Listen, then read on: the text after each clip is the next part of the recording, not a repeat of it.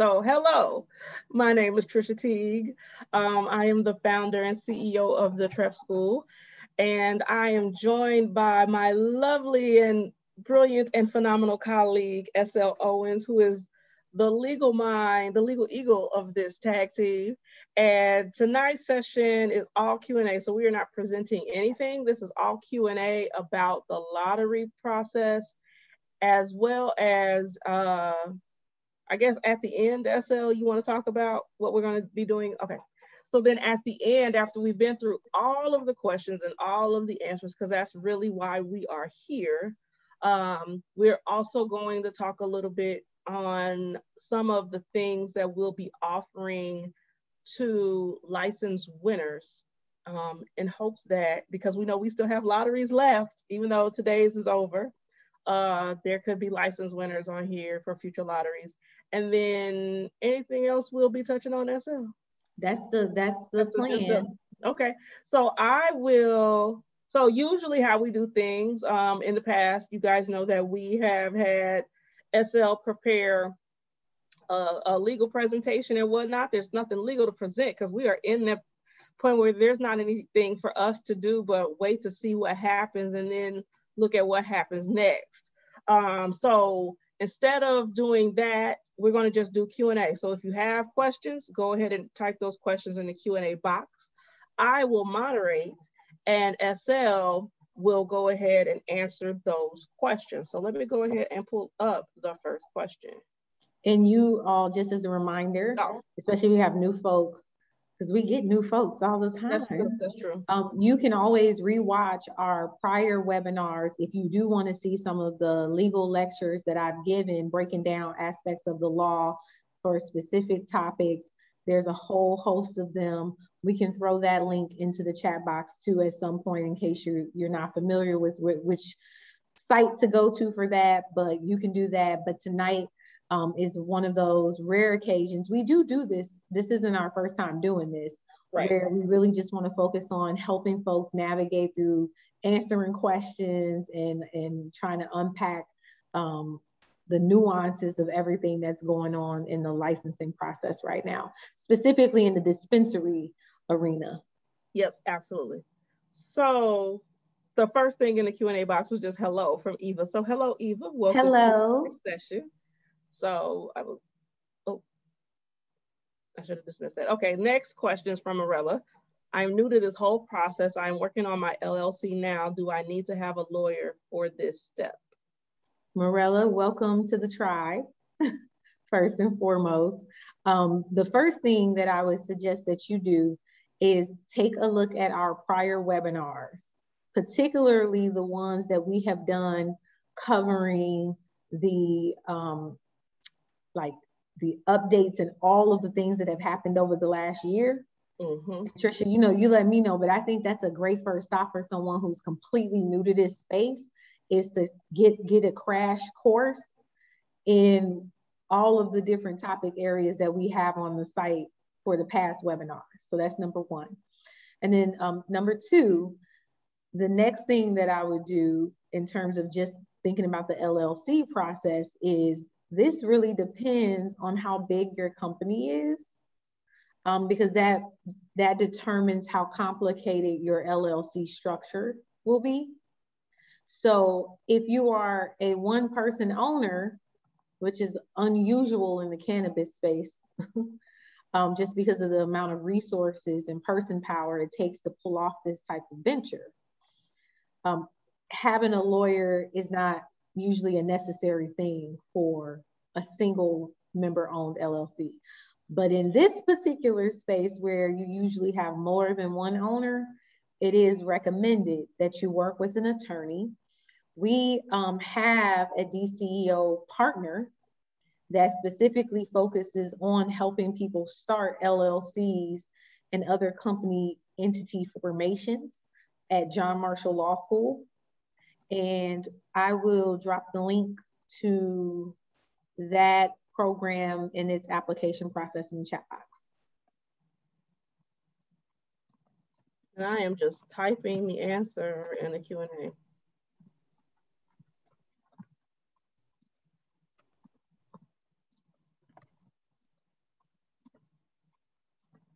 And then I also put in link to our previous webinars.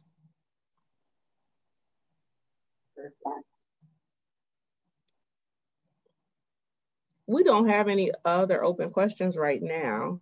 Okay. You want to, so I'm going to leave this open because usually what ends up happening is as soon as I say, oh yeah, there's no more questions, then it seems like we're done and I know we're not done. So you want to go ahead and start talking about the things that we have planned? Yes, let's do that. Let me just pull this link up from John Marshall on how to apply for legal assistance. And while you're doing that, I can just talk a little bit, just like historically where we've been and how we've gotten here. So for those of you who are not aware, we've been working in this space since February 2020, which is after the dispensary application period had closed, but while the application period was still open for people applying to Department of Agriculture. So the craft growers, infusers, and transporters. We started, just with assisting people with those applications initially, and then over the course of time, as things changed, DCO asked us to add more items. Originally at that time, back in February of last year, we were looking at providing assistance for pre-licensing period, so the application period, or I should say the application period, and then a pre-licensing post-application period, which was that original, what we thought would be the original window from March to July of last year, which turned out to be a whole year, you guys know, a year and some months long. So we were doing a lot of workshops around a number of things, like HR related, security related, a number of things to help people prepare for that process for when they received their license. Of course, those licenses are just now starting to come out. And in that waiting period, the state asked us to also provide support for dispensaries, which obviously we had not done because the application period was already closed by the time they contracted with us. So we're here now, to help dispensaries. And we had a whole program originally written already, and we're planning to do assistance for after people receive their licenses. That program has since expanded. And so, or that intended programming, because we haven't started any program, that intended programming, what we originally wrote, has since expanded now that we've gotten a lot closer to the modus operandi of the state, and also closer to the needs of the applicants. So we really were very, very mindful in preparing our new program to be able to provide what will be most useful for applicants turned license holders. And so with that said, we got a couple more questions in the Q&A box right now. So I'll let you decide, SL. I'll either let you go ahead and talk about what's next, or go into Q&A. Let's go into Q&A, because I think we can come in and out of what's next. Awesome. Okay, so Eva's question is, do you have funding organizations? Eva, I believe, and correct me if I'm wrong, by putting another question in the Q&A, you're asking about financing and partners who are involved in helping applicants with the funding and financing part of their cannabis business licensing. And if that is your question, I want to start by saying that just in case you're completely new to this, I want to start by saying that funding opportunities in the cannabis space are extremely limited due to federal prohibition. So what that means is that banks and traditional financing mechanisms and organizations are not touching cannabis businesses. And that means that local money and local programs that are funded by federal dollars are also not touching cannabis investments or cannabis financing or cannabis lending, which means that any program would have to be funded directly through the state. And as of right now, the state funded arm for that is through the social equity applicant loan process. And there is an entire lending program that is now up and running where applicants can apply for financing through state lenders. And going back to our conversation about our future programming, Trisha and I are right now in the middle of putting together and organizing a webinar that is specifically on the lending process. And we are diligently trying to make sure that we can get those lenders to participate in that webinar. So just hold tight and look out for that information to come out, because I think that would be a good one for you to come to, because that's really the sole funding support, at least that's state backed.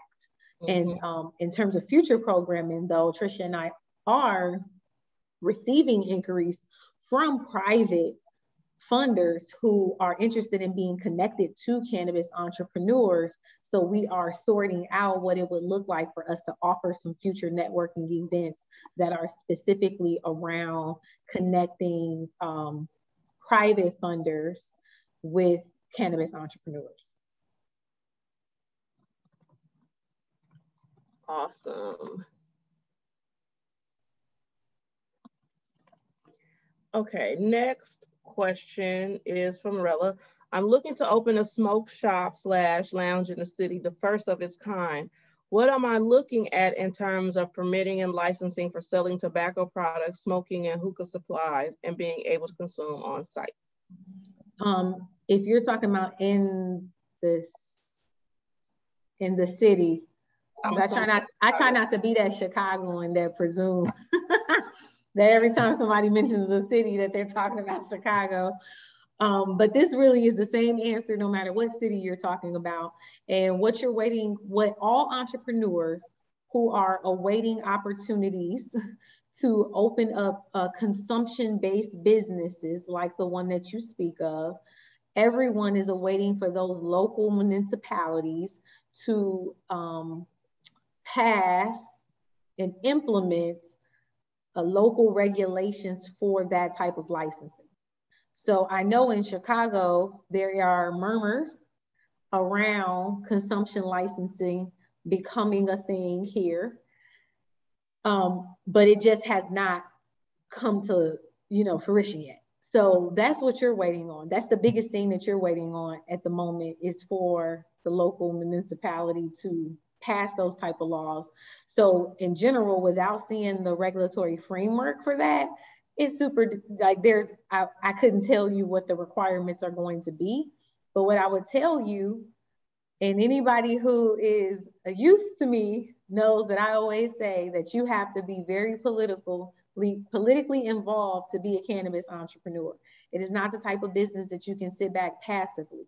So my suggestion is for you to start getting involved with who is your local alder and who is involved in, helping make those decisions on city council and early starting to research other places that have these type of rules and these type of businesses and seeing how they are setting it up in those places. That's what I would do, so that I can begin to make proposals to my alder person about what I think that type of regulatory framework should look like, because that is the benefit to being able to inform a process before it happens. So that's my suggestion.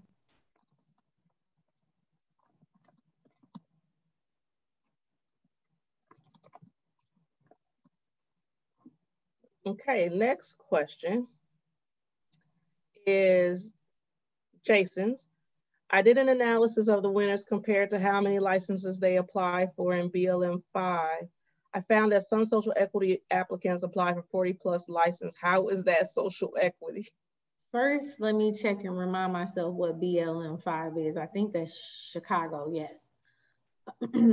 So this gets back to the very controversial concept when, how can I put this? When all of the litigation first started last fall, one of the biggest points of contention was the idea that you needed a perfect score. Mm-hmm. And part of that was just thinking about the balancing of powers for how many folks were entering as social equity applicants through that third category. There's three categories for folks that are new. There's three categories historically in the original statutes around being a social equity applicant. The first category being that you lived for a certain amount of time in a disproportionately impacted area, or you have a family member that was impacted by the incarceration system that came out of the war on drugs. And that in the third category being that you employ people who met those two first categories at 51%. So naturally, folks who are very, very, very resourced were able to qualify as social equity applicants by being an employer. So the reason why this starts to answer Jason's question is when the amendments came around, there was a debate around whether those folks should be able to be in all of the new amended added lotteries. This was a big debate in the activist circles, the advocacy circles, and in the legislature. And ultimately, they did get to be in all of them. So the original perfect score folks that are in that third lottery, they qualify for that first lottery, right? Because if they have the score, right? We know they have the score because they have a perfect score. And they also could potentially qualify for that second lottery if they got it through not being a employer, but they happen to still be like a very well-resourced MSO, because that is possible. It is very possible that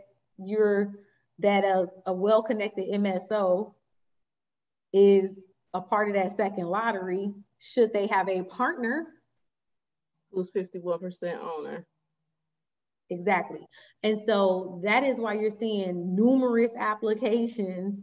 If you look at that, at those charts, you're seeing multiple applications from social equity applicants because they were able to afford putting in numerous applications. And they did not move away from the idea of having those tie applicants have that lottery and that be their thing, and then not including them to have another, as we say in the legal world, another bite at the apple in the other two lotteries. But that's not what they did. They still left it open. They, meaning the legislator, still left it open for them to be able to participate in the other lotteries. Okay, next question. Oh, let me back up for a second to the previous question concerning the ancillary businesses. So at this moment, we have not received clearance to provide detailed technical support on ancillary businesses. Now, if you come into a webinar and ask questions, you ask questions, we're going to answer the questions. And I say at this moment because that could change. We have talked about what that would look like to be able to provide support specifically in that space. So we have plans in our head, but we are not in charge of what the program looks like ultimately, because the ultimate decision maker is the CEO. So if any of you, when we get to the point later where we start looking at, providing one-on-one or group support or having office hours and those types of things, it's a possibility that certain questions or support may be off limits. And it's not because we don't want to support you, it's because we serve at the pleasure of the state, since the state is providing funding for us to be able to do this work, and they get to decide what state funds can be used for and what they can't be used for. Can I add to that, Trisha? Because yes, this is please. just another great way for people to self-advocate and make these resources available for themselves. Yep. The state is operating under the regulatory framework of the Cannabis Regulation and Tax Act. So what that means is the DCO isn't just like making up what services they allow us to do. The DCO is providing resources for us to give resources that are outlined in the CRTA. And as of right now, the way the CRTA is written, the CRTA does not provide for technical assistance on that level for ancillary businesses, because, you know, it just didn't make the cut. Folks didn't think about it. And just the CRTA is clearly, as we now know, a working document that is constantly going to be subject to amendment. So I bring that up to say this is another great time to advocate. If you want to make your angle into the cannabis industry ancillary, which it seems like a couple folks based on their questions here tonight want to get into these ancillary businesses. And by that, I mean businesses that are not plant touching. So you're not a dispensary, you don't grow, but you are perhaps cannabis hosting. You have a spa that allows cannabis consumption, or a lounge, or a coffee shop, you know, something like that. If you want to see those type of resources provided to help increase social equity within the industry, because there's more than one way to increase social equity in the industry. There's plant touching opportunities, and there's a host of non-plant touching opportunities on the ancillary side. Then that means you need to be calling up your rep, you need to be calling up your senator and saying, hey, when's the next time you all are amending the CRTA? And you need to keep up with when the sessions are. You need to call them and say, you want to see cannabis tax revenue being used to help diversify the ancillary industries. So that's why I just want to kind of make sure that wraparound point, like, hey, you have to, you know, it has to be in the legal framework for the DCO to approve it for us to do. So it's certainly not because we don't want to do it. And it's also not because the DCO doesn't want to do it. They absolutely want to do it. Yep. They want to do it. But we all need to have the legal framework that allows us to do it, because that's how administrative law works. Some of you know this from being at multiple webinars with me. Agencies are empowered to do things through the legislator passing laws that empowers them to do it. Okay. And then let me also add to that one of the arguments that you can make with your legislators, so your representative and your state senators, for when they go down to Springfield, is that you opening a lounge or any other business for consumption purposes actually would probably increase sales and tax revenue in the state, because you have a lot of people coming in from out of state wanting to partake in cannabis, yet having no place to actually consume it when they come. So if they're, you know, planning to stay for a while, okay, well, you know, they take it back to, you know, wherever they're staying at. Maybe it's a friend's or relative's house or whatever, no problem. But let's say they just drive in from Indiana, which happens every single day in the city. If those people can't take it back home, because when they cross the state line, technically it's illegal in Indiana. So if they wanted to go ahead and consume it right then somewhere in Illinois where it is legal for them to consume, where are they going to go? There is no public place. There is one lounge currently in the entire state that I'm not even sure if they started consumption yet there. There's an article about it. You can Google it. But it just opened maybe a week or two ago. Yeah. So there's no place for it to be consumed. So you can make the argument that, well, more people will come and buy, which actually then increases tax revenue if they can come from bordering states and then also consume here. And you So can make yes, a public safety argument as well. You want to have safe spaces for people in state and out of state to safely consume cannabis so that it's not happening out in the public way. Right. Yes, that one place is very, very far south. It's like 300 miles south of Chicago or something like that. So yes. All right, so next question. I have my business plan and EIN. Now what? Do I look for a space first, get permits or licensing first? When do I apply for things like social equity? So let's unpack the first two parts of this question. And that gets back to my answer to you earlier, which is you have to wait to see what the actual regulatory framework is going to be for licensing, because that very much impacts what space you use. If you get a space right now and that space is not properly zoned or does not meet the specifications and the statutes for how it has to be set up, then you have just now wasted resources, which we have seen a lot in the last year and a half process. So to avoid that type of heartache, I recommend that where you start is you are at the place where you have a startup concept that does not have a regulatory framework right now. So you want to try to get involved in the advocacy part of creating that framework in Chicago. Okay, so that's what you, when you say what now, that's the what now. It's not looking for a space. It's not trying to figure out permits. Permits for what? The business concept does not exist on a regulatory level. And then when you say, when do I apply for things like social equity? I want to be clear that social equity is a program under the state law, the CRTA, that qualifies certain people for a point system on cannabis business licensing.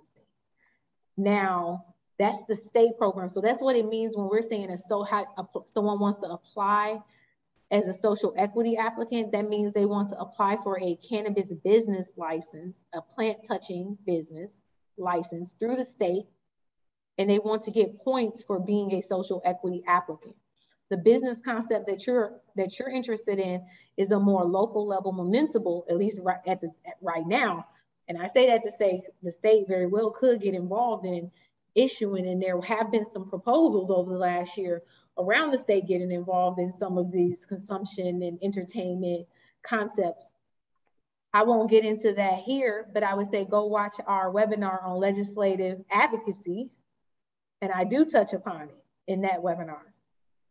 But what I would say for you is, if you want to see the permitting process at the local level for consumption lounges to have a social equity point component, you need to advocate that to your alderperson so that you can begin to inform the application process. There's no reason why the city of Chicago can't also have its version of social equity applicant point systems and social equity applicant programs the same way that the state does.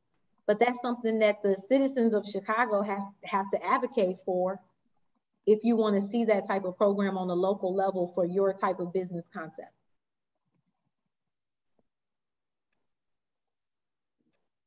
Next question. I'm trying to do a coffee infusion shop. Will this be possible? I'm planning to do it in South Suburban area. Same thing, Eva. There's no regulatory framework for that at the moment.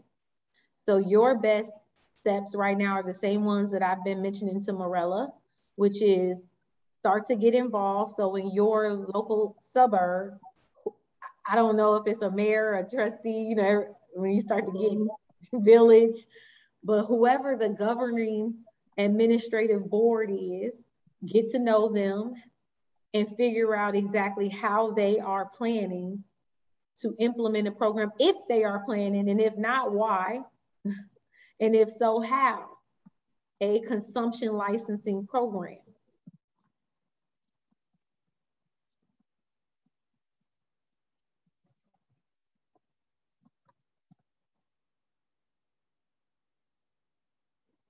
Okay, next question is, we did not receive 5 points for Exhibit S residency. It is clearly an error on the state's grading. These 5 points kept us from a perfect score and out of the lottery. I have emailed FPR only to get an automated response, which is no help at all. Who do I address this with? Will I have a lawsuit if this is not corrected and we are not put in the lottery? Okay, so I want to preface this by saying, and especially if you're new, these sessions that we have are educational information. The TREP School is not providing an attorney-client relationship with the participants in our program because we are not a law firm and we do not provide legal services. We provide educational programming that comes in the form of business education as well as in the form of legal education. So I want to say that first. Now, the next thing I want to say is who do I address this with? Yes, an attorney. You absolutely will need to retain an attorney to address this type of scoring discrepancy because there likely is no other way for you to get anybody at the agency to respond to you. And as a matter of fact, you're not alone. The recent case that was filed 3 days ago, let me find that link to that case. There was a case filed this week, like 3 days ago, that's about these scoring discrepancies, about the state making mistake on scores, that points that should have clearly been given that weren't given. And these folks actually just filed a lawsuit against the state, against the agency a couple of days ago. So just give me a second to find that case.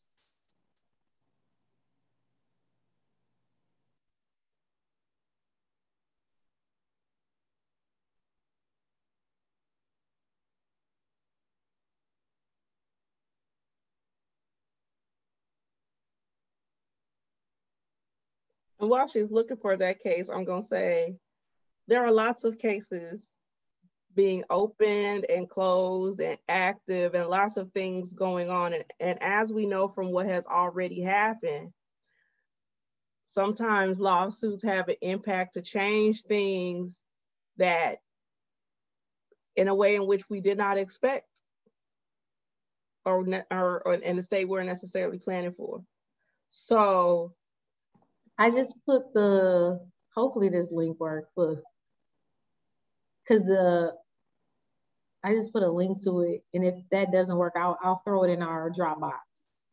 Yeah, that probably won't work because it looks like it's to your downloads.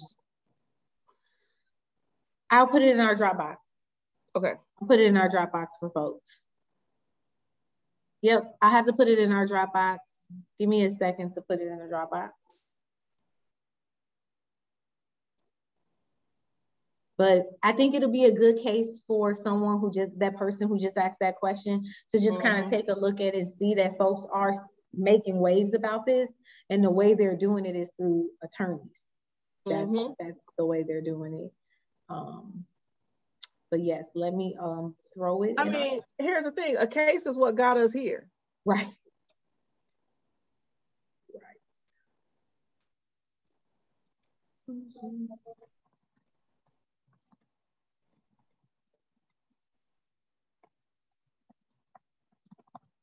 Okay. I am going to just go to our public folder and create a folder called, is this Dispensary Q&A lottery? Okay.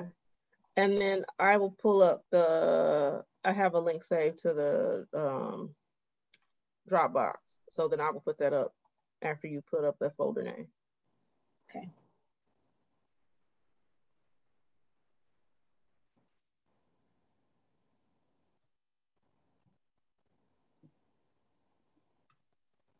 Okay, I guess I'll put it up before you put up the folder name because I'm already. Okay. I'm uploading it now. It says it should be in there. It should be in there. There's a folder called Dispensary Lottery Q&A Webinar Toolkit. And then there I put the case that was just filed. All right, you can pull the complaint in there, and that case is primarily about a litigant who submitted multiple identical applications and then received incorrect, inconsistent scoring. And so that can kind of give you a roadmap. And if you are not new, you know that my recommendation, because of how costly it is to have individual counsel and to bring litigation and to challenge some of these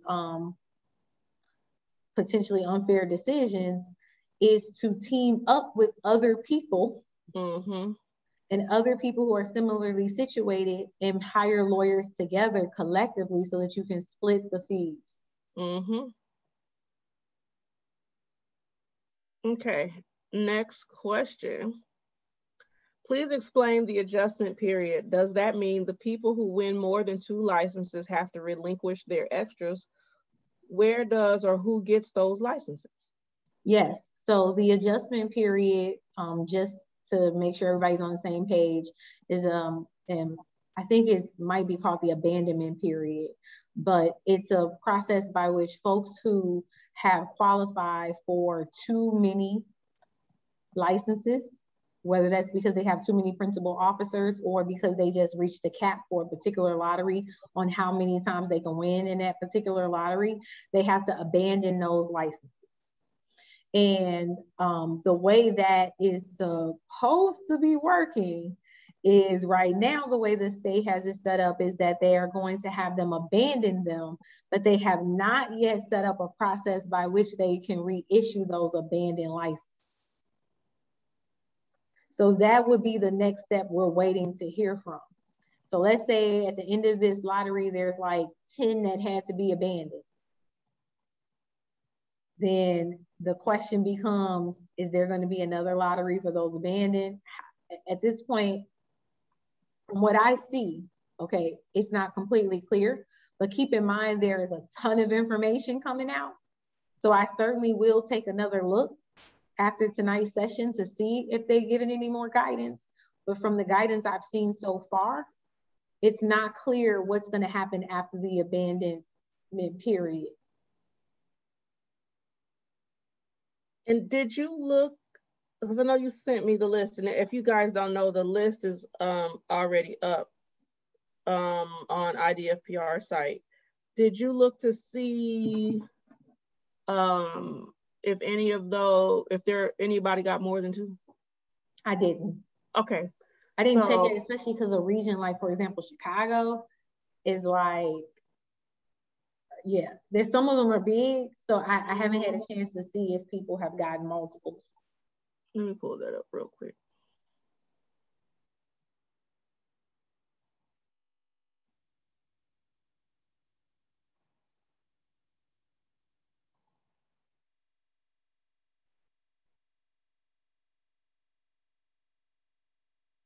Results.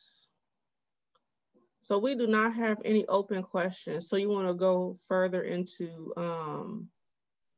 actually, let me ask a question. This is my clarifying question as I look at this list. Is 2 total per lottery or 2 total per BLS region?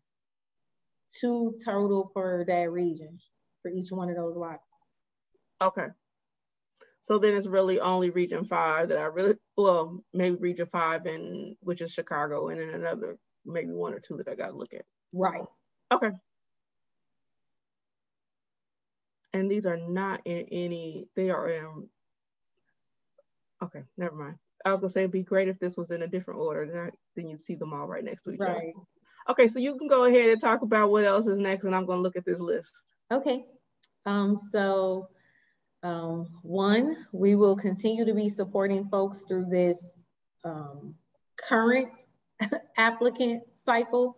And by current applicant, we mean folks that applied in 2020 and are still in the middle of the process almost a year and a half later. And the reason I say that is because if you don't know, one of the lawsuits that have been challenging the state's process in the dispensary realm is all about the veteran points and whether it is lawful to give special points to veterans under state law and under federal law. And that case had a major decision today. And part of what happened is that the court is allowing the lottery process to go forward for the dispensary, but the court is disallowing, not allowing the state to actually award those conditional licenses. And that is very important to understand.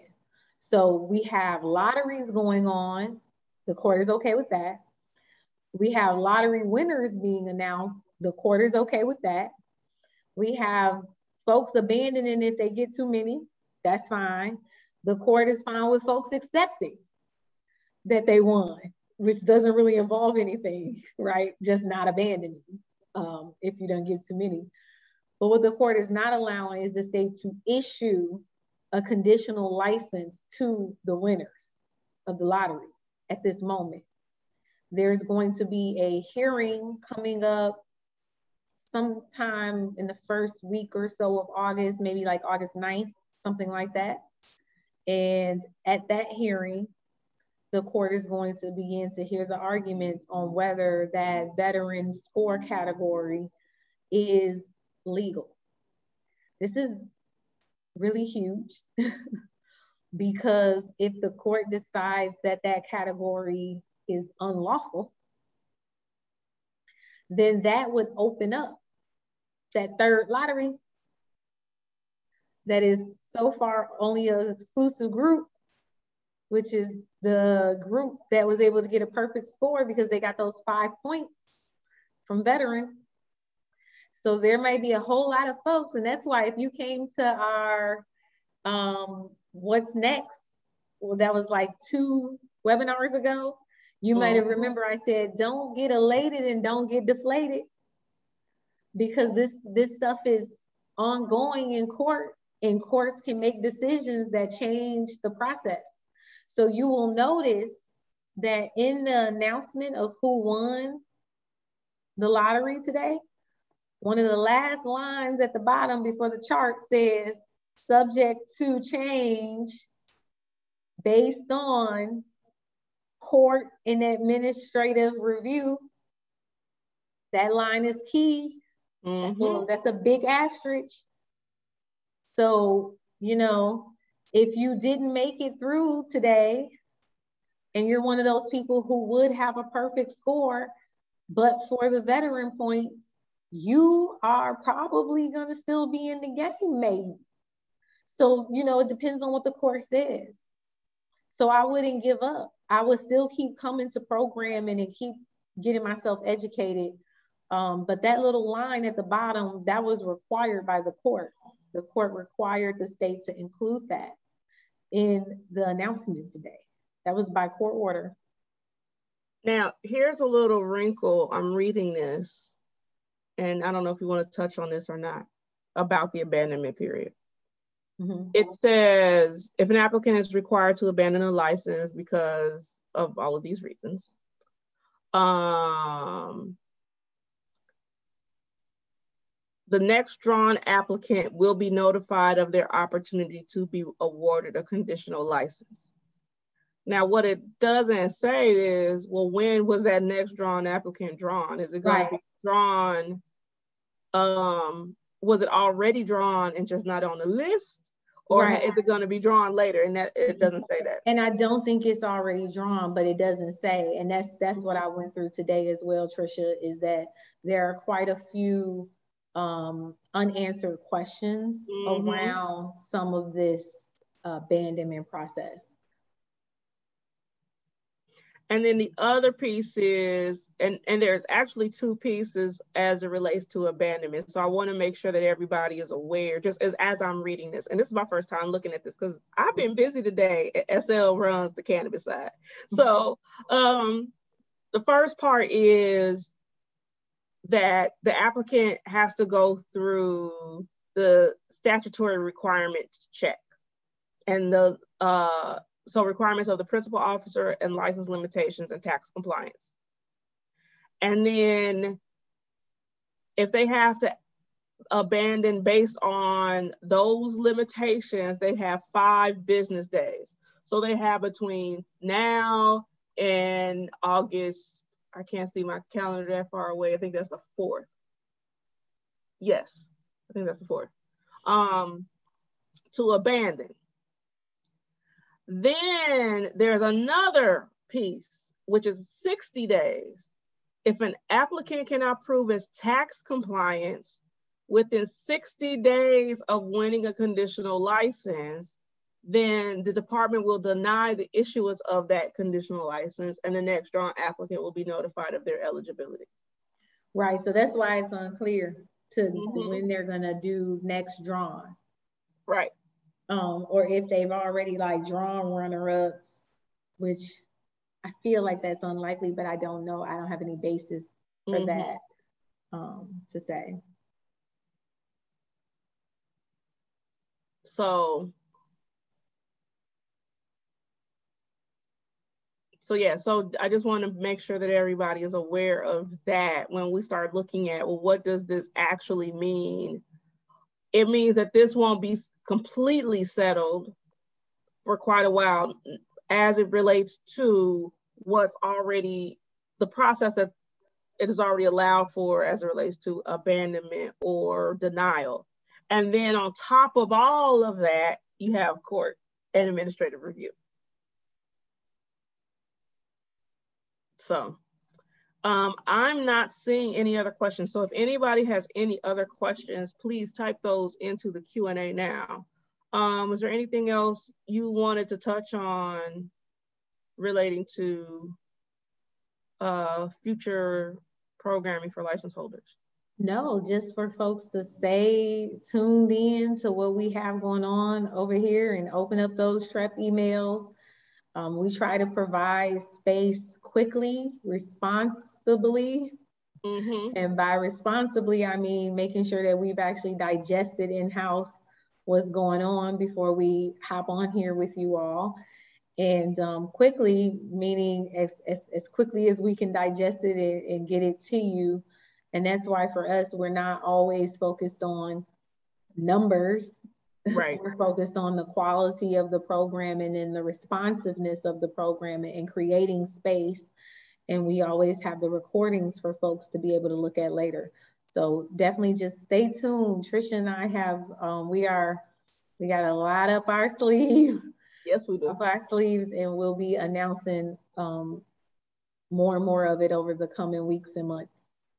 Yeah. Oh, of course, somebody just typed in the Q&A. I was about to be like, okay, so we're about to go now. Where is a good place to find out when our community people are meeting on these issues? Let's point you to our FAQ in the Dropbox that talks about like the different social equity organizations that exist. That was what's next. Copy link.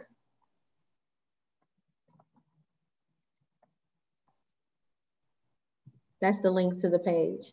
If you open that up on that FAQ, we list out some of the social equity organizations that are working in this space, community-based.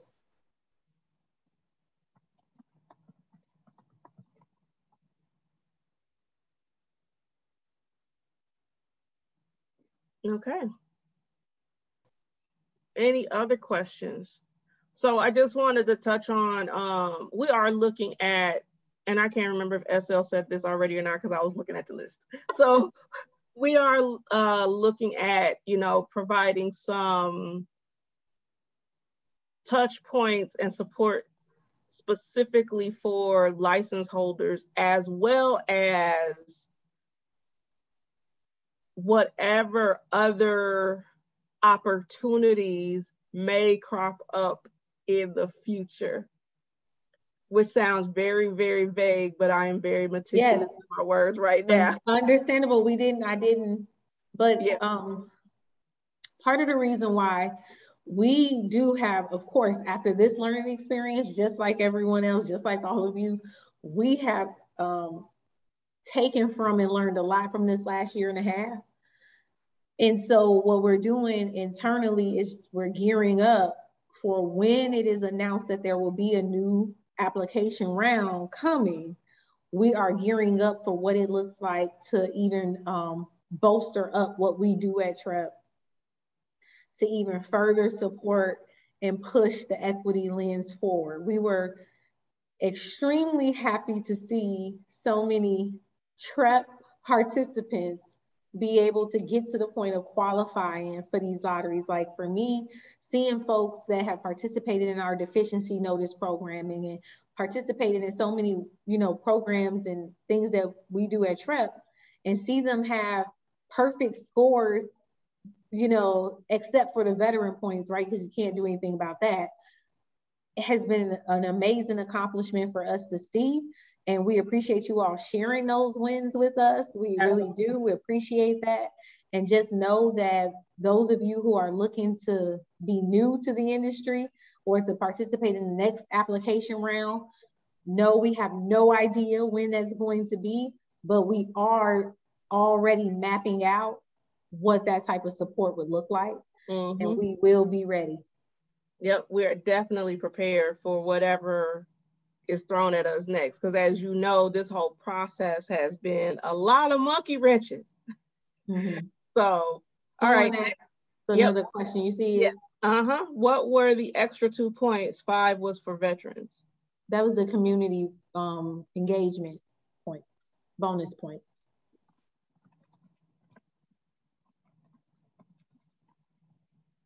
Next question. What taxes were you referring to? I believe, let me remember what question, let me look back. Taxes. Well, if this is about when I was speaking earlier about encouraging the use of tax revenue to fund social equity efforts, I am talking in 2 ways. I'm talking at the state level, encouraging our legislators to open up the programming that is allowed for use of the tax revenue from adult use sales. That is how this type of programming gets funded. It's funded through tax revenue through adult use sales at the state level.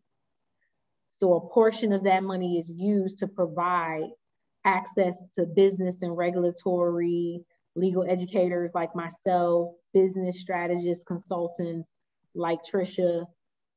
That's the type of tax revenue I'm talking about on the state level. But the local municipalities, like the city of Chicago, also gets cannabis tax revenue as well.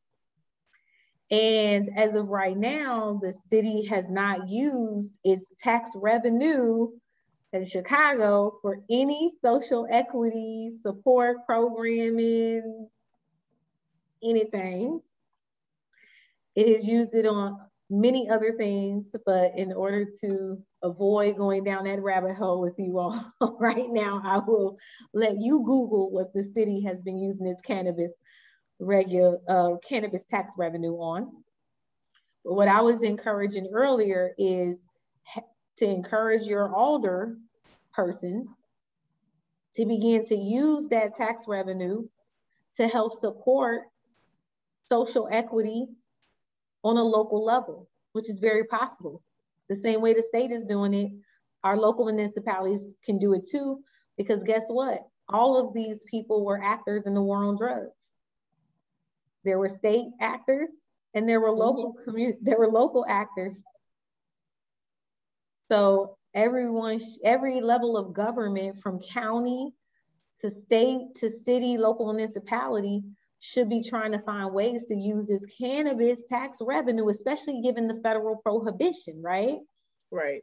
Especially given the federal prohibition. You can't use the federal dollar. So what better fund than the one that's funded through the cannabis tax revenue that, you know, localities are getting. So that's I believe that answers your question, but please let me know if it wasn't. It doesn't, because it's further down, but I'm gonna answer the next question because they both from the same person. Okay. How was the community service scored?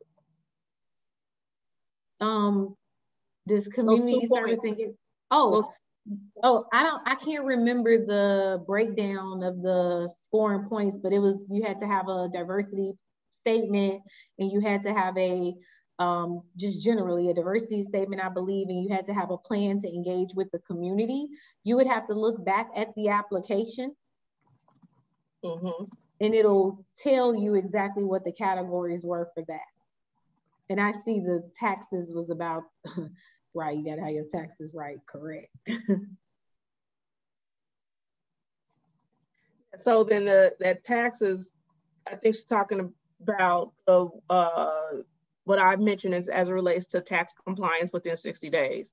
So it doesn't say this expressly, but I'm going to venture to take an educated guess to say you have to have had filed all of your tax returns. Oh, it does say, it says it explicitly. It says it, plus it must say it explicitly in the law section cited, not right. in the document that's posted to the IDA. Right, that's why I want to tell them what it is that you can't have any delinquent tax liens. And that's not uncommon.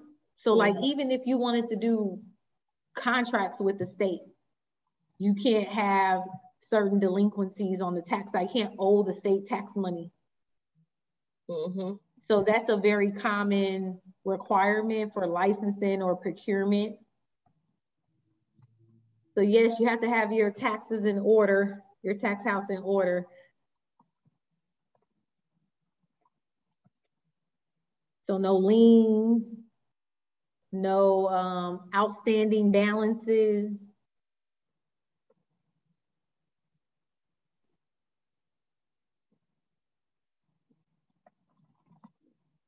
And I'm sorry, Trisha, I didn't mean to cut you off. Oh, you're fine. That's exactly what is the answer to the question. Because I was just looking at those provisions when I was looking up that other answer for you. Okay. And I was like, oh, they're not playing. They want you to have your taxes. Right. So the next question is, what if you have yet to file? Then that doesn't mean, as long as you're not delinquent. But you do not, oh, okay. So right. I would say you better hurry up and file before. I would go ahead and file, but that wouldn't stop you because you don't have a delinquent record. Right. But you want to be on top of your stuff though. Right. And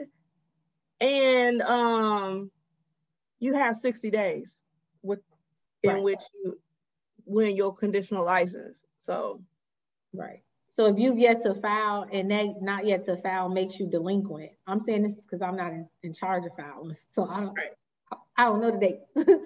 But if you have not filed and you are late, that would make you delinquent. But if you have not filed and you are not late, you're not delinquent.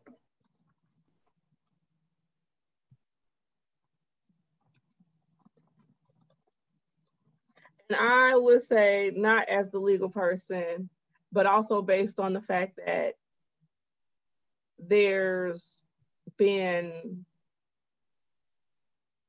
differences in terms of how things are interpreted. I'd be like, let me do the most cautious thing possible and just go ahead and get my stuff filed so I don't have to worry about what they might say. I agree. This is the type of business, the type of industry that you want to just constantly be ahead of the game when it comes to your paperwork.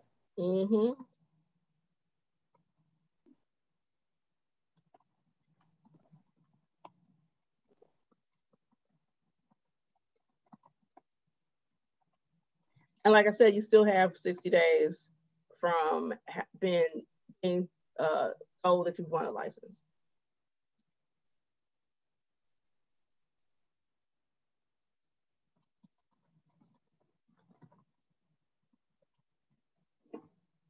Okay.